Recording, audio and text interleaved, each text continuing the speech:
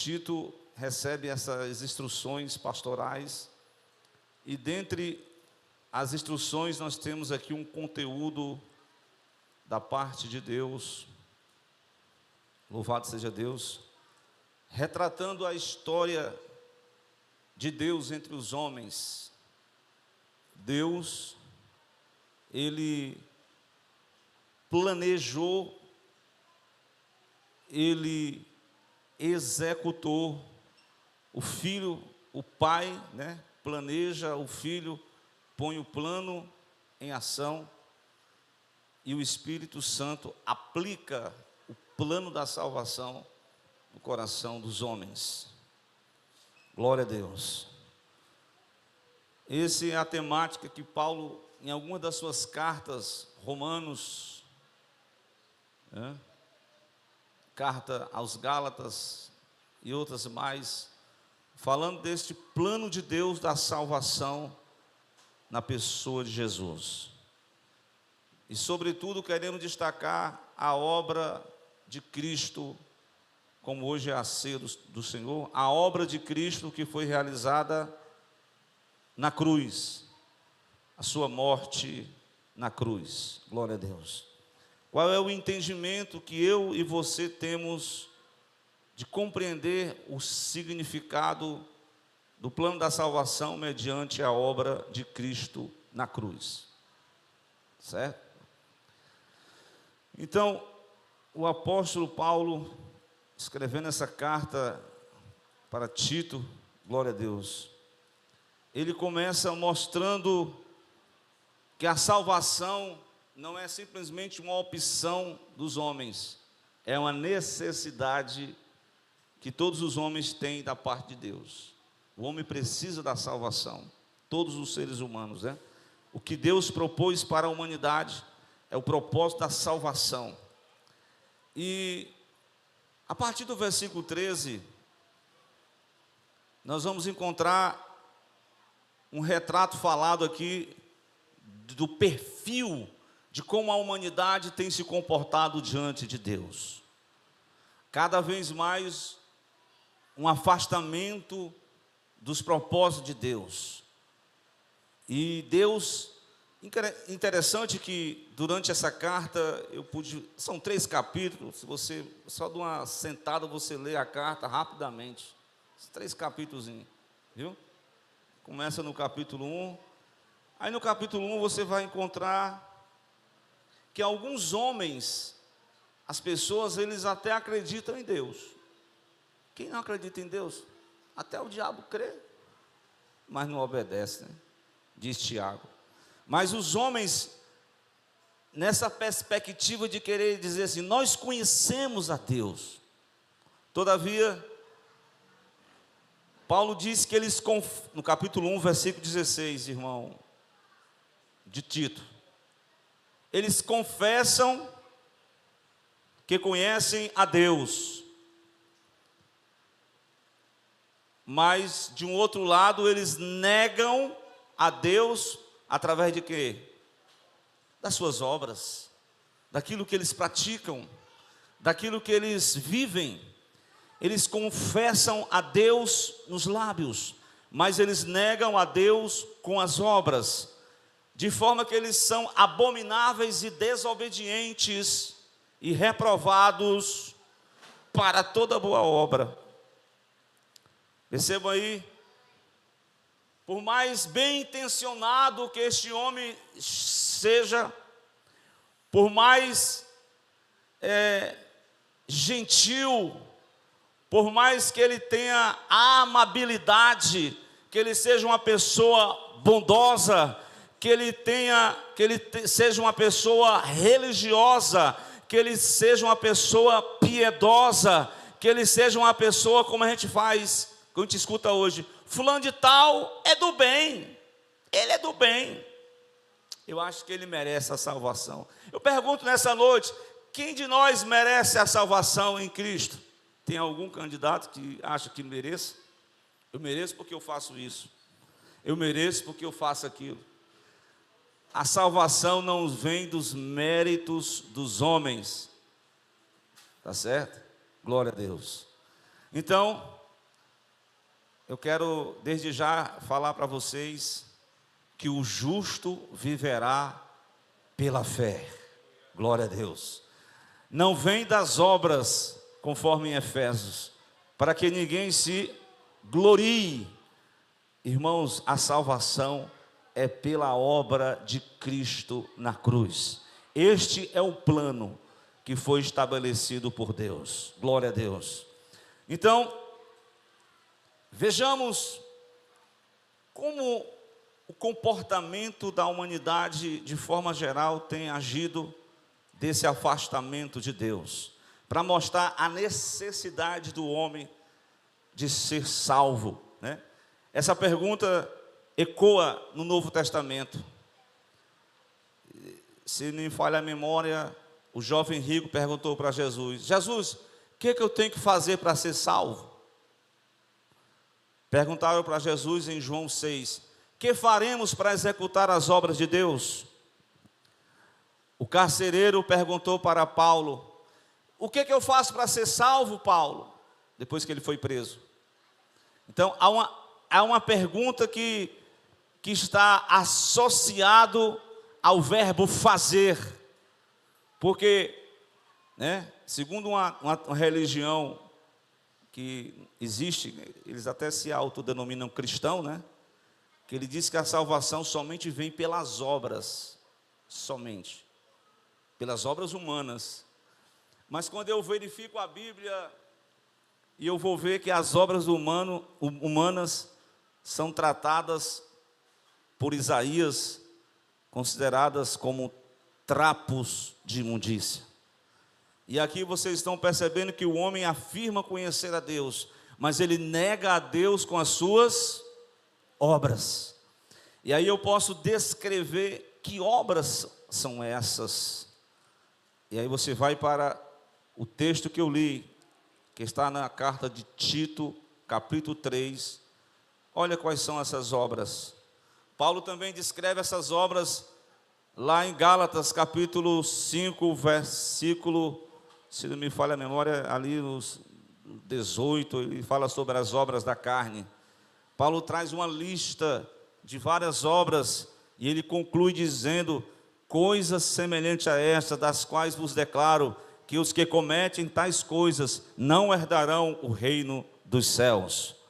Mas aqui o apóstolo define as obras que os homens são amantes dela, e ele diz assim no versículo 3, inclusive essas obras fazem parte do cotidiano da vida dos homens que ainda não foram salvos, e na vida daqueles que foram salvos, ele vem ao culto da ceia para dizer que nós éramos o que nós éramos sem Cristo. Aí ele começa a definir: éramos pessoas, conforme no outro tempo, insensatos, ou seja, não tinha sensatez, agia por impulso.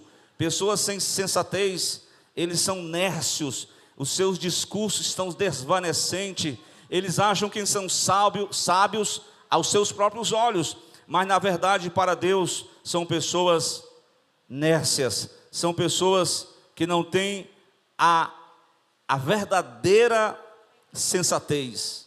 Segundo, prossigamos aqui. No outro tempo nós éramos também o quê?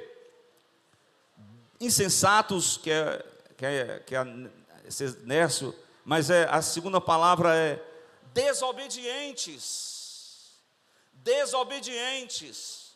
E essa palavra desobediente é uma definição do que realmente é a transgressão contra Deus, é desobedecer a Deus, né? A geração dos últimos dias, Paulo descreve na outra carta de Timóteo, que os homens serão desobedientes aos seus pais, desobediente aos próprios pais. Imagine, se a pessoa não obedece nem ao pai e à mãe que está vendo, como é que vai obedecer às autoridades assim constituídas? Glória a Deus. Além de ser desobediente, olha como o homem precisa de Jesus. Eles são, no texto vai dizer, extraviados, ou seja, perdidos. É uma situação daquela ovelha que sai do aprisco e se perdeu. Jesus disse que os homens, eles são como ovelhas perdidas, eles não sabem para onde vai, eles estão perdidos, sem o Evangelho nós estamos perdidos, sem a salvação nós estamos perdidos. Quem poderá se salvar, meus amados irmãos? Ninguém. Paulo diz: todos se extraviaram, todos estão perdidos, todos se perderam, todos carecem da glória de Deus. Amém? Glória a Deus. Mas o que fazer então, meus irmãos, para sair dessa situação? Humanamente falando, eu posso dizer que essa situação é irreversível. Por mais boa vontade que você tenha, meu irmão, por mais força que você tenha, irmã, mas pela força humana, pelos desejos humanos, é irreversível. O homem não pode mudar a si mesmo. Só o poder do Evangelho que faz a mudança. Amém? Só o poder de Cristo é que pode mudar o nosso coração. Glória a Deus. Louvado seja Deus. Meus irmãos, essa lista que Paulo trata aqui no capítulo 3, ele fala dos pecados, das obras que os homens têm vivido sem o Evangelho de Cristo, certo?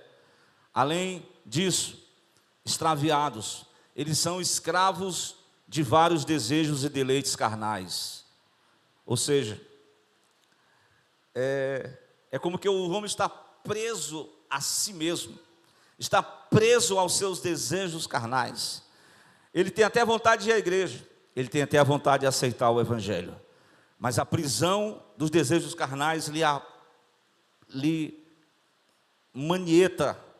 Somente o Evangelho da graça de Deus é que pode trazer salvação para o homem perdido, meus irmãos. Somente Jesus disse: quando o Filho vos libertar, vocês serão livres. Glória a Deus.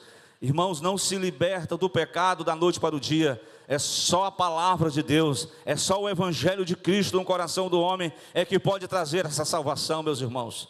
Então, Paulo ainda diz que toda essa questão natural do ser humano, todas essas obras, ele ainda diz que os homens são odiosos, quer dizer, o amor passou, foi longe, né? O amor de Deus, odiosos, e diz mais no versículo 3, estou só no versículo 3, eles vivem em malícia, eles vivem em inveja, eles são odiosos, eles odeiam uns aos outros. Vocês estão vendo aí? Que triste situação que a humanidade se encontra. Assim está o homem sem Cristo, sem o Evangelho. Por mais que ele tente todas as forças, mas ele está naturalmente, glória a Deus, preso, está naturalmente corrompido, está naturalmente forjado pelos seus próprios pecados. Então, o que esta pessoa poderia fazer? Que obra? Aí aparecem aquelas obras, fazer, obras de caridade, porque sem caridade não há salvação. Engano. Até porque as obras de caridade, elas não são feitas para salvação. As obras do bem, elas fazem parte da vida daqueles que estão salvos. Você pode conferir, o texto vai dizer bem isso. Paulo diz assim: fiel é essa palavra, e eu quero que vocês afirmem que aqueles que creem em Deus procurem se aplicar.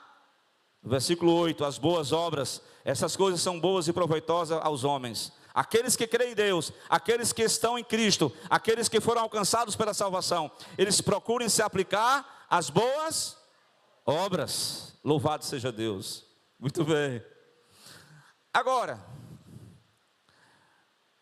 versículo 4 do capítulo 3. Primeiramente eu apresento, irmãos, uma situação calamitosa de um homem que, por mais boa vontade que ele tenha, ele está preso ao seu próprio pecado. Ele, por mais que boas obras que ele faça, por mais caridade que ele tenha, por mais, como diz lá no capítulo 13 de Corinto, Quando Paulo diz, ainda que eu tenha a língua dos homens e dos anjos, ainda que eu distribua toda a minha fazenda, ainda que eu morra por uma causa social, eu fazendo tudo isso, sem o amor de Deus, sem a graça de Deus, de nada adiantaria, apenas eu estou me mobilizando para fazer algo em prol de alguém, mas para minha salvação, meu querido, jamais. Então o homem chega a um limite, aonde o ser humano, ele é improvável, ele é impossibilitado. Então, o que fazer então? Quando eu olho para esse texto do Salmo 121, parece que o grande, o rei, o guerreiro, o valente Davi, está enfrentando diversos inimigos, e ele se vê numa situação que os inimigos são mais fortes do que ele. Quando ele olha para os céus, ele disse, onde eu vou me dirigir os meus pensamentos? Para onde virá o meu socorro? Eleva os meus pensamentos para o alto, de onde virá o meu socorro? E a resposta vem no Salmo 121, o meu socorro vem do Senhor, Ele fez os céus e a terra, Ele é que pode trazer salvação. A salvação no tempo de Davi, era Deus enviar anjos, era Deus enviar providência, era Deus dispersar os exércitos, era Deus trovejar, era Deus mandar algo sobrenatural, em que Deus agia, Deus lutava pelaquela nação. Glória a Deus. Deus luta pela causa do justo, meu irmão, aqueles que são justificados na pessoa de Cristo, como Abraão, que saiu da sua terra, da sua parentela, e foi justificado pela fé somente. Glória a Deus. Meu irmão, com tudo isso, vamos lá, vamos adiantando. O capítulo 3, o versículo 4, chegamos no momento da mensagem em que se vai ser aberto uma verdade sobre a salvação. Mas, quando apareceu inicialmente a benignidade, os irmãos têm uma ideia que Deus, ele é benigno, Deus é um Deus de amor. João 3 é o texto de ouro da Bíblia. Acredito que todo mundo sabe de cor, não sabe não? João 3,16. Deus, olhando dos céus à terra, não viu um justo sequer, não viu alguém que pudesse fazer o bem. E o que foi que ele fez? A benignidade dele se manifesta, o amor dele se manifesta, e Paulo diz isso no capítulo 2, versículo 11, quando ele diz assim, porque a graça, versículo 11, vamos lá, porque a graça de quem? De Deus. Capítulo 2, versículo 11, vamos lá, porque a graça de Deus se manifestou, trazendo salvação a todos os homens. Então a graça se manifesta, a benignidade de Deus se manifesta, o amor de Deus se manifesta, através de quem? O versículo 4 diz, nosso Salvador, o amor de Deus, nosso Salvador, para com todos os homens. É o único que pode novamente unir, trazer, executar a obra da salvação. É Jesus Cristo. Ele morreu na cruz pelos nossos pecados. Nós estamos aqui para relembrar isso. Ao participar desse pão, ao beber esse vinho, nós estamos rememorando aquela cena que Jesus experimentou junto só com o discípulo. Ele disse, esta noite um de vocês vão me trair. Depois ele falou, ele cantou o hino, depois ele foi para o Monte das Oliveiras, ele ceiou com o discípulo, ele fez uma encenação, esse é meu corpo que será partido por vós. Ele tomou o cálice, esse é o cálice, é o sangue da nova aliança. Ele deu aos discípulos, os discípulos estavam ali sem entender, mas era uma forma dele demonstrar simbolicamente que ele ia enfrentar, ele ia realizar a grande obra. E a grande obra, vocês sabem, foi a sua morte na cruz. Nós estamos aqui para destacar que nós somos salvos pelos méritos de Cristo na sua morte na cruz. Amém, meus irmãos? Então, Paulo vai explicar aqui no versículo 5, como é que se dá esse processo de salvação. Vamos lá para o versículo 5. Olha aí. Não pelas obras de justiça que nós houvéssemos feito. Não foi, né? Porque a gente olha para o texto de Filipenses, Irmão, se tem um homem, biblicamente, que poderia ter todas as regalias e ser salvo, Paulo deu toda a definição. Ele diz assim aos Filipenses: circuncidado ao 8º dia, da tribo de Benjamim, hebreu de hebreus, irrepreensível segundo a lei. Realmente tinha todos os critérios para bater no peito e fazer igual aquele fariseu. Graças te dou, porque não sou como os demais homens.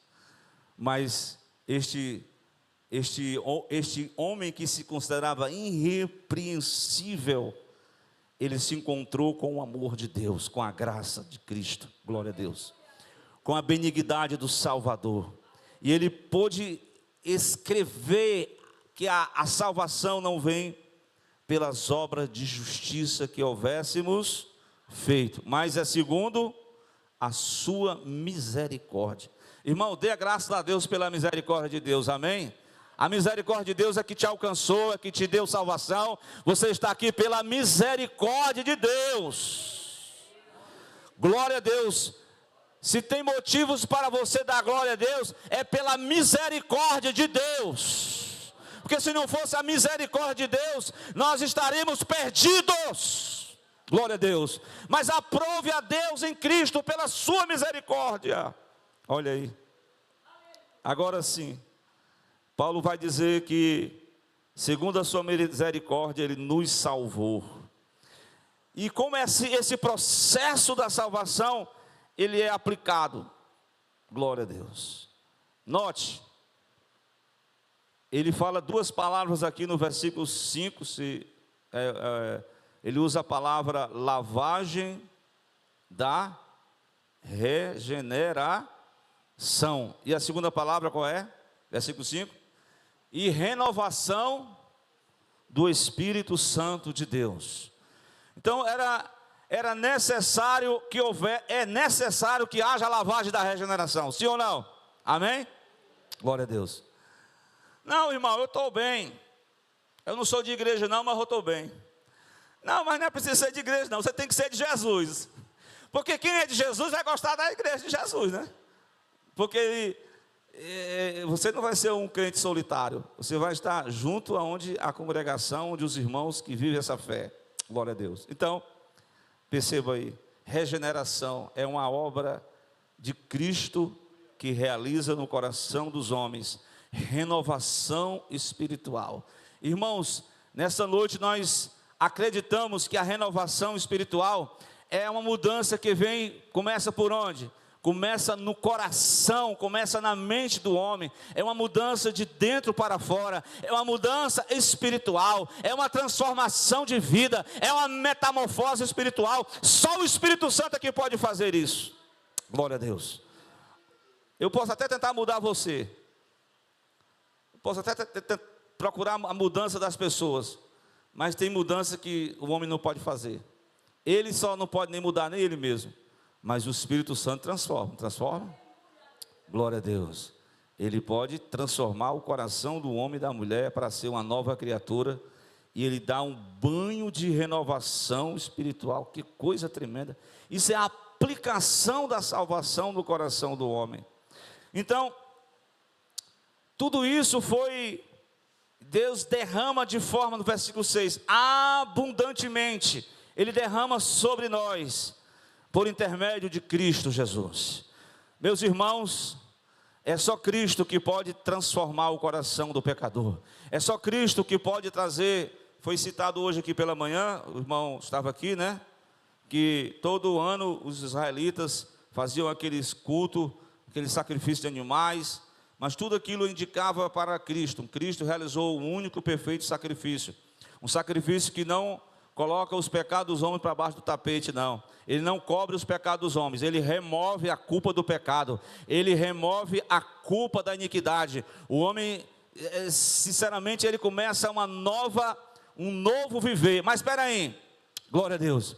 A graça é tão poderosa que ela simplesmente, ela vai ao teu alcance e você está ali falido, você está totalmente corrompido, você está sem salvação, mas a graça é tão poderosa, que ela se manifestou exatamente para isso no versículo 7, eu e você pela graça, fomos justificados pela graça de Deus, nós não somos merecedores, mas é Cristo que nos justifica, e nós estamos aqui para compreender isso, entender isso, glória a Deus. Participar da ceia é dizer assim, olha, eu fui justificado pela graça de Deus, mas quem está na graça, não vai abusar das coisas de Deus não, viu?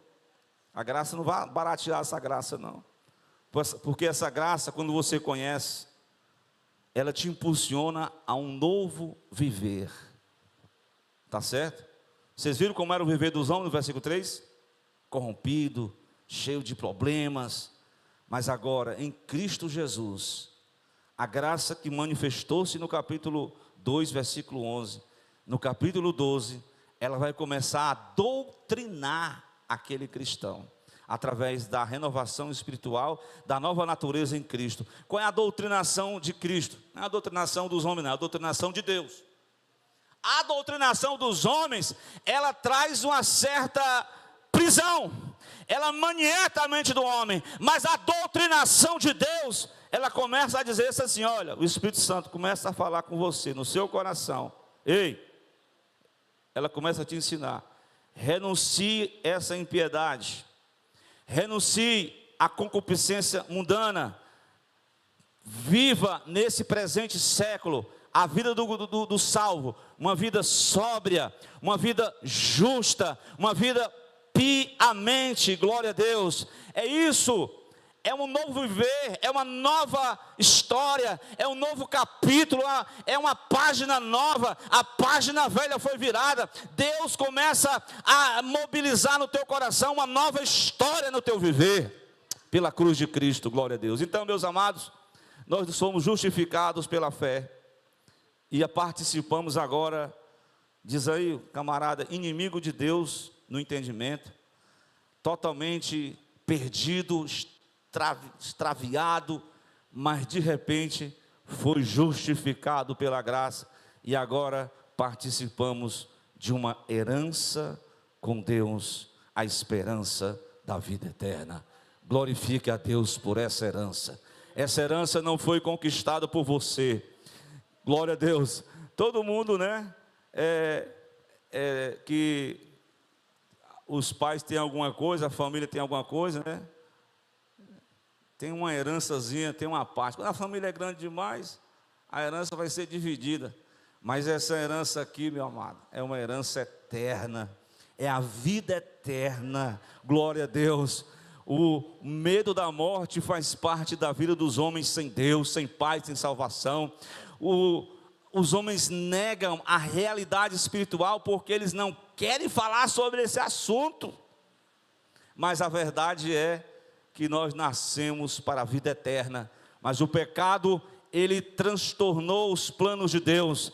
O plano de Deus foi restabelecido em Jesus. Jesus novamente completa a obra, ele pega o homem morto nos seus pecados e delito, ele transforma o homem e a mulher, ele dá uma nova criação, ele começa, o Espírito Santo, a doutrinar, uma doutrina sadia, uma doutrina de vida, que serve para nós mesmos, para a nossa vida física, para a nossa vida espiritual, para a nossa vida mental. É uma doutrina maravilhosa, a doutrina de Deus, meus amados. Isso é movido pelo Espírito Santo. E agora nós temos esta palavra, que conhecemos, pegar aqui o gancho da mensagem, né? Conhecemos o Evangelho de Jesus, e o Espírito Santo vai doutrinando, vai ensinando, e a partir desse ensinamento, Paulo declara com todas as palavras, vou fechar o versículo 8, essa palavra ela é fiel, irmão, creia na palavra de Deus, e eu quero que vocês afirmem, que aqueles que creem em Deus, você acredita em Deus? Você está no Evangelho de Jesus, amém? Você está na presença de Cristo nessa noite. Você que acredita em Deus, ele diz, procuremos aplicar-se às boas obras. Essas coisas são boas e proveitosas a todos os homens. Então Deus, ele nos remiu na pessoa de Jesus, através da sua morte. Remiu toda a nossa iniquidade. Ele vem buscar um povo zeloso e de boas obras. Zeloso e de boas obras, conforme Tito 2,14. Ele deu a sua vida por nós, para nos remir de toda iniquidade, purificar para si um povo seu especial, zeloso e de boas obras. Que Deus nos dê essa graça de não somente conhecer o Evangelho, mas procurar a vivência no Evangelho. E não somente a vida no Evangelho, ela te implica também em você continuar a boa obra que Cristo começou em cada pessoa. Ele vai continuar até o dia do arrebatamento final. Fica tranquilo, a boa obra vai concluída. Jesus está voltando. Essa Santa Ceia nós estamos anunciando não somente a morte de Cristo, mas também que Ele está voltando. Glória a Deus. Então louvamos a Deus pela misericórdia, louvamos a Deus pela graça de Deus, louvamos a Deus pela sua salvação, louvamos a Deus porque os méritos não são nossos, porque Ele foi levado como a ovelha para o matadouro, mas aqui nós estamos para louvar a Ele, para dedicar ao Senhor adoração e louvor nessa noite. Meus irmãos, sem mais, a gente vai para um outro momento do culto, né? Que é a questão do ato solene da ceia. A ceia, nós sempre fazemos aquele convite, aquele apelo, para aquela pessoa que ainda não entregou a sua vida a Jesus, que deseja se reconciliar com este Deus. Mostramos no início da palavra, que sem o Evangelho de Jesus nós não temos nada, nós não somos nada, somente em Cristo nós podemos alguma coisa. Somos até fracos, mas Ele nos dá a força necessária para vencermos o mundo, o pecado, a carne, o diabo e todos os inimigos de Deus. Deus vai nos dar a graça. Vamos ficar de pé, mais uma vez. Agora sim, os irmãos que são batizados nas águas, né, que estão em comunhão no corpo de Cristo, vão participar da ceia. Os irmãos que não são batizados ainda, vão esperar mais um pouco, certo? Posterior.